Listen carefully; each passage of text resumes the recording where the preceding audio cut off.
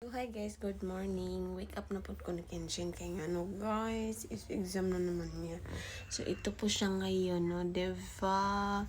Actually nag-wake up siya ng maaga, 5 PM pa, tas umalik siya ng sleep. Kaya ginising ko na kasi mamlilit na naman to sa exam. Okay? So maliligo ka na, oh. Maliligo ka na. Maligo ka na, say hi to the madlang people.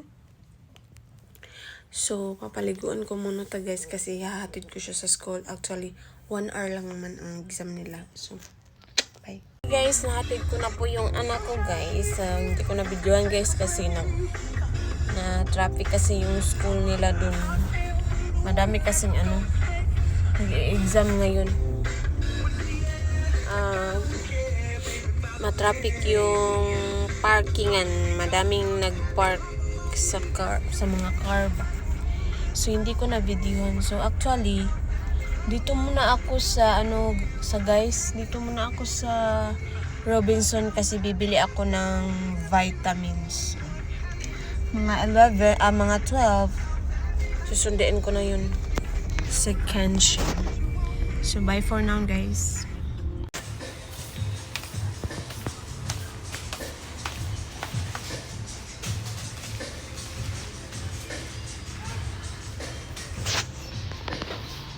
Makuha na ko ni Kenshin. Kay kuha naman, 11:15 na. So, na ako sa yung school car. So, dagan kaya po nag-park ko. Bakit? Diba? Puno. So, una ko direct park para makapark ko. So, kuhaan saan ako sa Kenshin. Hi! Hi! Thank you, Tich! Bye-bye, oh! Say bye-bye, teacher. Look at the teacher. Bye-bye. Thank you. So, uwi na kami. Wala na po siyang pasok mamaya. Kaya, maglalaro naman na magkiat na naman ito. Diba? Oh, look at. Oh, hi, be.